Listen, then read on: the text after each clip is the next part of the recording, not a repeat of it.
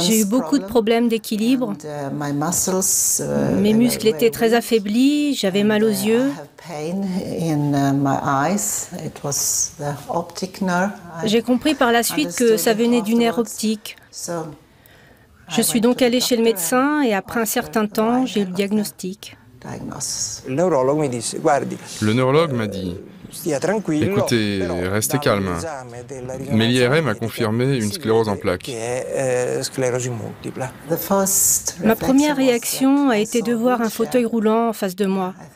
Je pense que c'est la réaction habituelle face à la sclérose en plaques. Un fauteuil roulant, c'est l'image que renvoie la maladie. C'est en tout cas ce que je pensais. Je me sens bien, je travaille, je peux marcher. J'ai une femme, 2 enfants. J'ai une vie assez normale.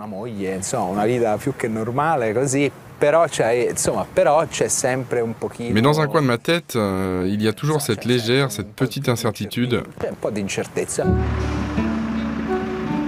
Des rues et jardins de Rome aux chambres de l'hôpital de Stockholm, écho d'une terrible maladie.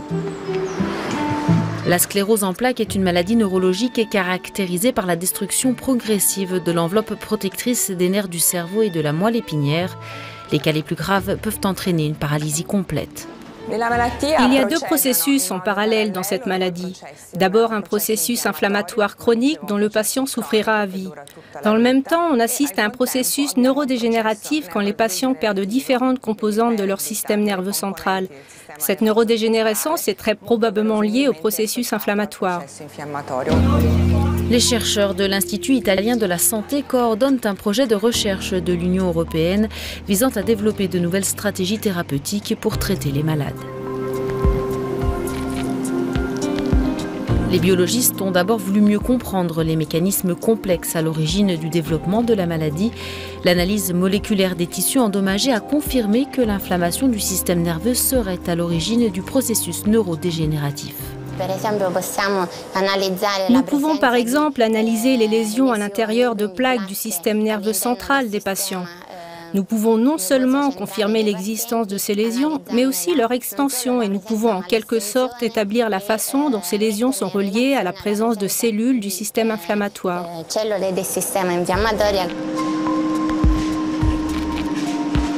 Les chercheurs cernent désormais mieux l'évolution de la sclérose en plaques, mais ils ne savent toujours pas quelles sont les causes de cette maladie et pourquoi elle touche certaines personnes et pas d'autres. Nous ne connaissons toujours pas ce qui cause cette maladie. Ce que nous savons, c'est que les gènes et l'environnement interagissent de façon complexe dans le développement de la sclérose en plaques. À l'Institut suédois Karolinska, on a tenté de mieux comprendre les causes de la sclérose en plaques via des expériences en laboratoire combinées à des études cliniques sur des volontaires comme Annette. C'est en 2005 que cette ancienne hôtesse de l'air de 50 ans a appris qu'elle avait la sclérose en plaques. Je continue de faire les mêmes choses qu'avant, mais différemment. Je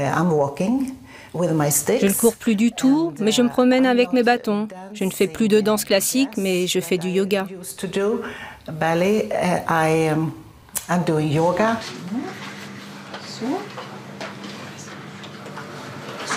Cette expérience a permis d'identifier certains gènes supposés être liés à l'origine de la maladie.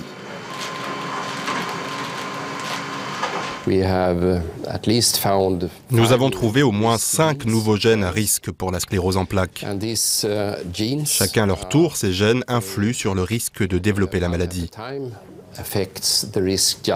Mais dans leur ensemble, ils indiquent qu'une voie à suivre. Et cette information peut donner de nouvelles pistes pour trouver de nouvelles cibles pour la thérapie.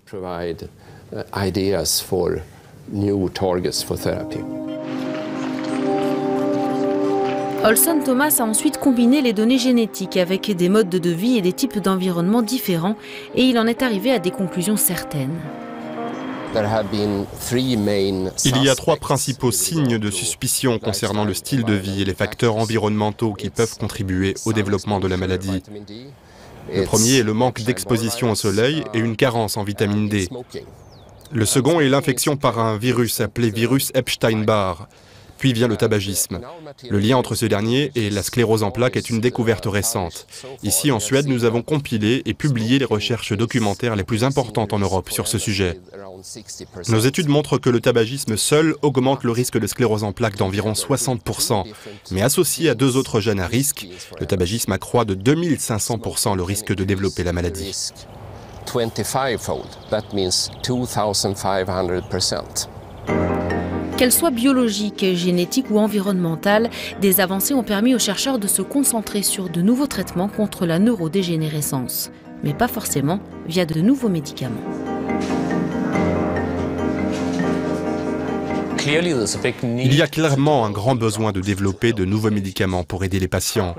Le problème, c'est que pour créer des médicaments, il en coûterait 1 milliard d'euros et 10 à 15 ans de dur labeur. On peut donc se demander s'il n'est pas possible de prendre un raccourci.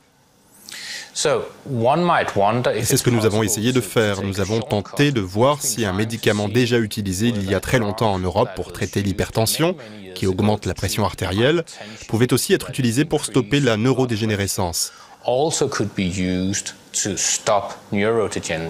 Ce qui est ressorti de cette méthode, c'est que oui, dans une certaine mesure, ce médicament cesse la neurodégénérescence.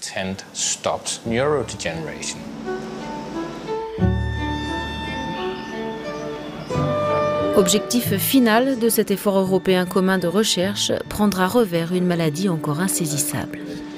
Notre attente, c'est que la science donne bientôt des résultats précis. Si ce n'est pas pour nous qui sommes atteints de la sclérose en plaques depuis longtemps, au moins pour les jeunes malades. Concernant les recherches sur la sclérose en plaques, il y a 25 ans, vous disiez aux patients « Revenez quand votre état de santé aura empiré ». Puis il y a 15 ans, certains traitements ont permis de réduire le nombre de rechutes d'environ 30%. Et maintenant, il existe d'autres traitements qui peuvent diminuer les récidives d'environ 60 ou 70%. Je ne m'attends pas à ce que les chercheurs trouvent d'un jour à l'autre un remède magique, efficace pour tous les patients. C'est une maladie complexe. Mais il est certain qu'ils vont, petit à petit, trouver des solutions pour certains d'entre nous. Le défi pour nous autres chercheurs est de mieux comprendre les causes et la pathogénie de la maladie, de telle sorte que dans 15 ans, nous ayons des traitements beaucoup plus efficaces.